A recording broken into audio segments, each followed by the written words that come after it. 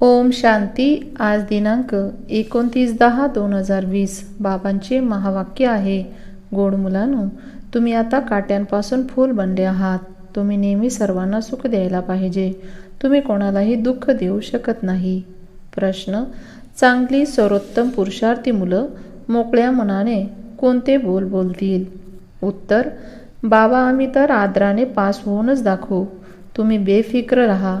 त्यांचे रजिस्टरही चांगले असेल. त्यांच्या मुखातून कधीही असे बोल निघणार नाहीत की आम्ही तर पुरुषार्थी आहोत, पुरुषार्थ करून माया जराही हलू शकणार नाही, असे महावीर बनायचे आहे. ओम शांती. गोड गोड आत्मिक मुलं आत्मिक पित्याद्वारे शिकत आहेत. स्वतःला आत्मा समजायला पाहिजे.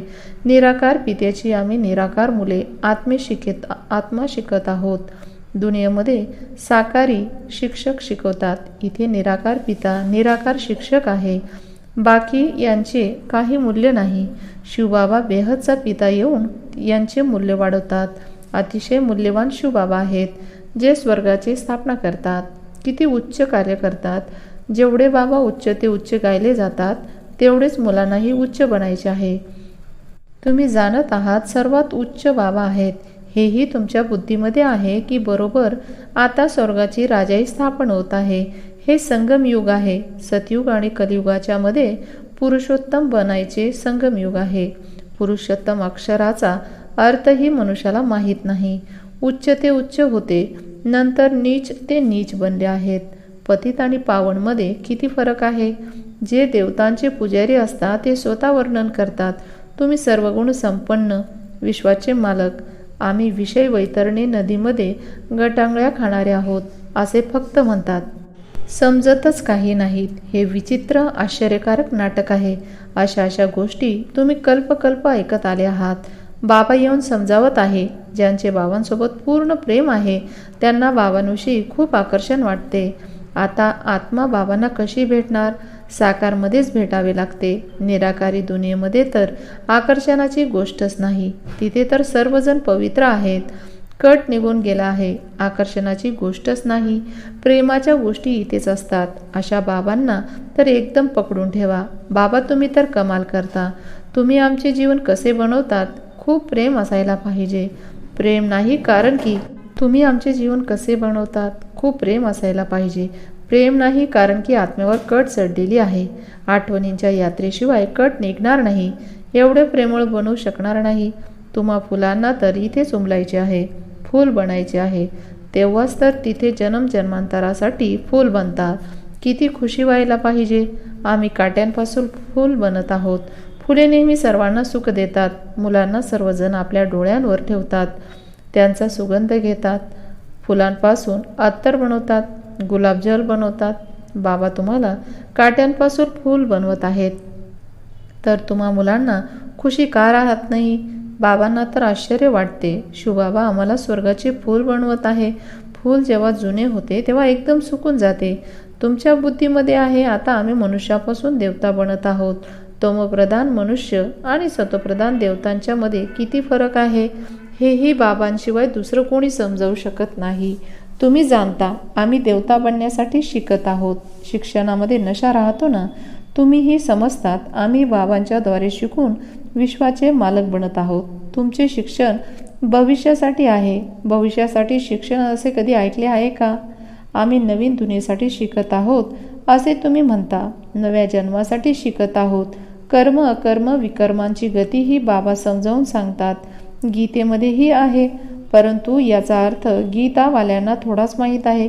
आता बाबांच्या द्वारे तुम्ही जाणले आहे की सतयुगामध्ये कर्म अकर्म होते. नंतर रावण राज्यामध्ये कर्म विकर्म व्हायला सुरुवात होते. 63 जन्म तुम्ही असे कर्म करत आले आहात.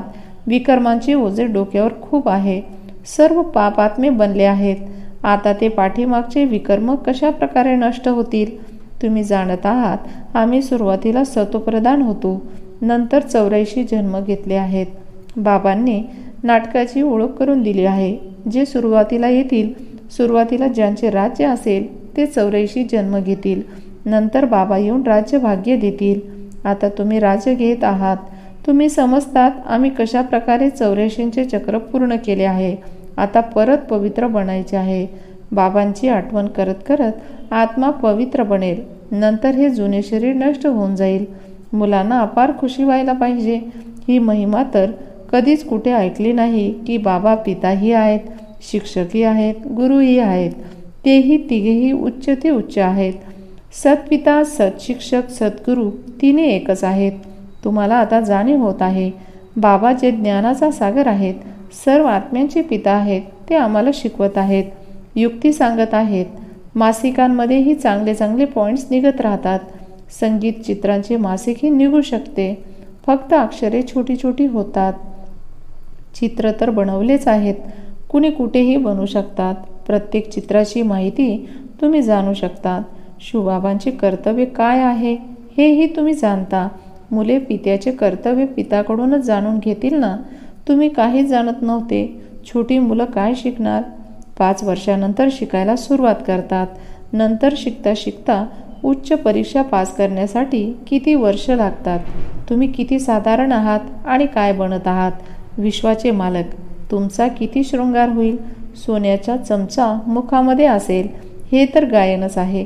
आताही काही चांगली मुले शरीर सोडून जातात तर खूप चांगल्या घरामध्ये जन्म घेतात, तर त्यांना मुखामध्ये सोन्याचा चमचा मिळतो. अगोदर कोणाजवळ तरी जन्म घेतील ना. निर्विकाराच्या जवळ सुरुवातीला श्रीकृष्ण जन्म घेणार आहेत. बाकीचे जे पण येतील ते विकारांच्या जवळ जन्माला येतील. परंतु गर्भामध्ये एवढी सजा भोगावी लागणार नाही. खूप चांगल्या घरामध्ये जन्म घेतील. सजेपासून मुक्त झाले. बाकी थोडी सजा मिळेल. एवढे दुःख मिळणार नाही. पुढे चालून पहा, तुमच्याजवळ मोठमोठ्या घरातील मुलं राजकुमार राजकुमारी कसे येतात. बाबा तुमची किती महिमा करतात. तुम्हाला मी माझ्यापेक्षा उच्च बनवत आहे. ज्याप्रमाणे कोणी लौकिक पिता मुलांना सुखी बनवतो, 60 वर्ष पूर्ण झाल्यानंतर स्वतः वानप्रस्थमध्ये निघून जातात, भक्ती करतात. ज्ञान तर कोणी देऊ शकत नाही. ज्ञानाने मी सर्वांची सद्गती करतो. तुमच्या निमित्ताने सर्वांचे कल्याण होते, कारण की तुमच्यासाठी नवीन दुनिया अवश्य पाहिजे. तुम्हाला किती खुशी होते. आता शाकाहारीच्या संमेलनामध्ये ही तुम्हा मुलांना निमंत्रण मिळाले आहे. बाबा तर हिम्मत ठेवा असे म्हणत राहतात. दिल्लीसारख्या शहरामध्ये तर एकदम आवाज पसरायला हवा. दुनियेमध्ये अंधश्रद्धेची भक्ती खूप आहे. सतयुग त्रेतामध्ये कोणत्याही प्रकारची भक्ती नसते. तो विभाग वेगळा आहे. अर्धा कल्प ज्ञानाची प्रालब्ध मिळते. तुम्हाला बेहदच्या पित्याकडून 21 जन्माचा वारसा मिळत आहे. नंतर 21 पिढ्या तुम्ही सुखी राहतात. वृद्ध अवस्थेपर्यंत दुःखाचे नाव राहत नाही. संपूर्ण आयुष्यभर सुखी राहतात. जेवढा वारसा प्राप्त करण्याचा पुरुषार्थ कराल तेवढे उच्चपद प्राप्त कराल. तर पूर्ण पुरुषार्थ करायला पाहिजे. तुम्ही पाहत आहात माळ क्रमवार कशी बनत आहे. पुरुषार्थानुसार बनणार आहे. तुम्ही आश्चर्यकारक विद्यार्थी आहात. शाळेमध्ये मुलांना निशाण्यापर्यंत पळायला लावतात ना. बाबाही म्हणतात तुम्हाला निशाण्यापर्यंत जाऊन पुन्हा इथे यायचे आहे. आठवणींच्या यात्रेद्वारे तुम्ही पळत जाऊन पुन्हा प्रथम क्रमांकामध्ये येणार आहात. मुख्य आहे आठवणींची यात्रा. म्हणतात बाबा आम्ही विसरून जातो. अरे बाबा एवढे तुम्हाला विश्वाचे मालक बनवतात, त्यांना तुम्ही विसरून जाता. वादळे तर जरूर येणार आहेत. बाबा हिंमत देतात ना. त्याबरोबरच हे युद्धस्थळ आहे असेही सांगतात. खरे तर युधिष्ठिर बाबांनाच म्हणायला पाहिजे, जे आपल्याला युद्ध करायला शिकवतात. मायेबरोबर तुम्ही युद्ध कसे करू शकता हे तुम्हाला युधिष्ठिर पिता शिकवत आहेत. यावेळी युद्धाचे मैदान आहे ना. बाबा म्हणतात काम महाशत्रू आहे. त्यावर जीत प्राप्त केल्याने तुम्ही जगज्जीत बनाल. तुम्हाला मुखाने कोणताही जप करायचा नाही. शांत राहायचे आहे. भक्ती मार्गामध्ये किती मेहनत करता. मनामध्ये राम राम असे जपतात. त्याला नवविधा भक्ती असे म्हटले जाते. तुम्ही जाणत आहात बाबा आम्हाला आपल्या माळेमधील मणी बनवत आहेत. तुम्ही रुद्रमाळेचे मणी बनणार आहात, ज्यांची नंतर पूजा होईल. रुद्रमाळ आणि रुंडमाळ बनत आहे. विष्णूच्या माळेला रुंडमाळ असे म्हटले जाते. तुम्ही विष्णूच्या गळ्यातला हार बनत आहात. कसे बनाल? जेव्हा शर्यतीमध्ये पहिला क्रमांक मिळवाल. बाबांची आठवण करायची आहे आणि 84च्या चक्राला जाण्याचे आहे. बाबांची आठवण केल्यानेच विकर्म विनाश होतील. तुम्ही कसे प्रकाशस्तंभ आहात. एका डोळ्यामध्ये मुक्ती, एका डोळ्यामध्ये जीवनमुक्ती. या चक्राला जाणल्यामुळे तुम्ही चक्रवर्ती राजा सुखधामचे मालक बनाल. तुमची आत्मा म्हणते, आता मी आत्मा आपल्या घरी जाणार आहे. घराची आठवण करत करत जाणार आहोत. ही आठवणीची यात्रा आहे. तुमची यात्रा पहा कशी उत्कृष्ट आहे. बाबा जाणतात, आम्ही असे बसल्या बसल्या क्षीरसागरामध्ये जाणार आहोत. विष्णूला क्षीरसागरामध्ये दाखवतात ना. बाबांची आठवण करता करता क्षीरसागरामध्ये जाणार आहोत. क्षीरसागर आता नाही. ज्यांनी तलाव बनवला आहे आवश्यक क्षीर टाकले असेल. सुरुवातीला क्षीर दूध खूप स्वस्त होते. 1 पैशामध्ये तांब्या भरून येत होते. तर तलाव का भरणार नाही. आता तर क्षीर कुठे आहे. पाणीच पाणी झाले आहे. बाबांनी नेपाळमध्ये पाहिले आहे. खूप मोठे विष्णूचे चित्र आहे. सावळाच बनवला आहे. तुम्ही आता आठवणींची यात्रा केल्याने आणि स्वदर्शन चक्र फिरवल्याने विष्णुपुरीचे मालक बनत आहात. दैवी गुण इथेच धारण करायचे आहेत. हे पुरुषोत्तम संगमयुग आहे. शिकता शिकता तुम्ही पुरुषोत्तम बनाल.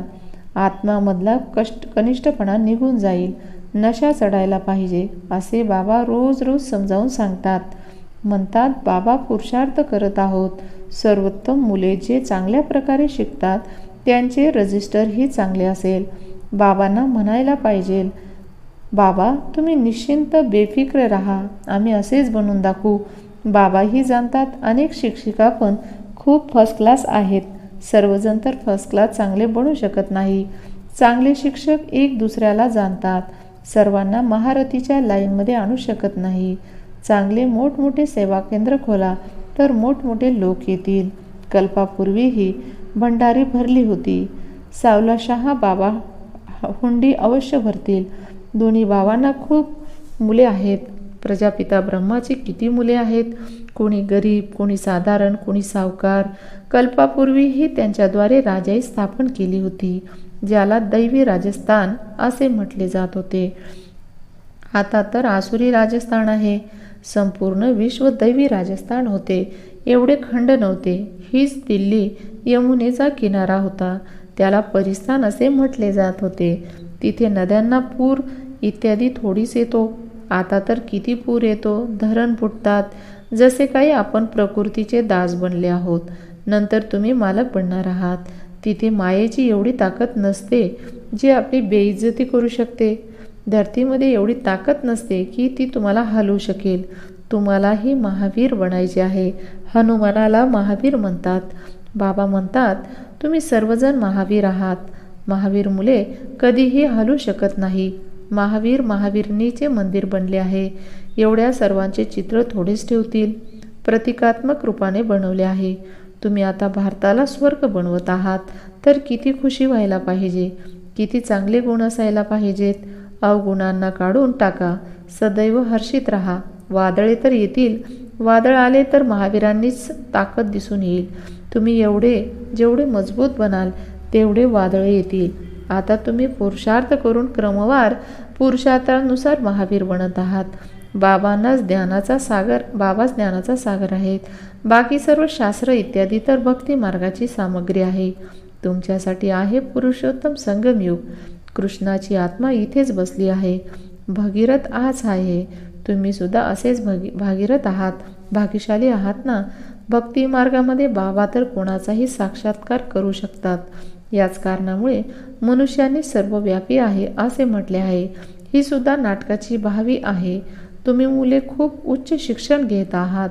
अच्छा, गोड गोड फार वर्षानंतर भेटलेल्या मुलांप्रती मातपिता बापदादांची प्रेमपूर्वक आठवण आणि सुप्रभात. आत्मिक पित्याचा आत्मिक मुलांना नमस्ते. आम्हा आत्मिक मुलांचा आत्मिक मातपिता बापदादांना प्रेमपूर्वक आठवण, सुप्रभात आणि नमस्ते. धारणेसाठी मुख्य सारांश आहे. पहिली पॉईंट, आत्म्यावर जो कट चढलेला आहे त्याला आठवणींच्या यात्रेद्वारे उतरून खूप खूप प्रेमळ बनायचे आहे. प्रेम असे असायला हवे ज्याद्वारे सदैव बाबांचे आकर्षण राहायला पाहिजे. दुसरी पॉईंट, मायेच्या वादळांना घाबरायचे नाही. महावीर बनायचे आहे. आपल्या अवगुणांना काढून टाकायचे आहे. सदैव हर्षित राहायचे आहे. अचल राहायचे आहे. वरदान, आपल्या अधिकारांच्या शक्तीद्वारे त्रिमूर्ती रचनेला सहयोगी बनवणारे मास्टर रचनाकार भव. आपल्या अधिकारांच्या शक्तीद्वारे त्रिमूर्ती रचनेला सहयोगी बनवणारे मास्टर रचनाकार भव. त्रिमूर्ती शक्ती ही तुम्हा मास्टर रचनाकारांची रचना आहे. यांना आपल्या अधिकारांच्या शक्तीने सहयोगी बनवा. ज्याप्रमाणे राजा स्वतः कार्य करत नाही, करवून घेतो. करणारे राज्यकारभारी वेगळे असतात. अशा प्रकारे आत्माही करावनहार आहे. करणहार या त्रिमूर्ती शक्ती आहेत. तर मास्टर रचनाकाराच्या वरदानाला स्मृतीमध्ये ठेवून त्रिमूर्ती शक्तींना आणि साकार कर्मेंद्रियांना योग्य मार्गावर चालवा. बोधवाक्य: अव्यक्त पालनेच्या वरदानाचा अधिकार घेण्यासाठी स्पष्टवादी बना. अव्यक्त पालनेच्या वरदानाचा अधिकार घेण्यासाठी स्पष्टवादी बना. ओम शांती.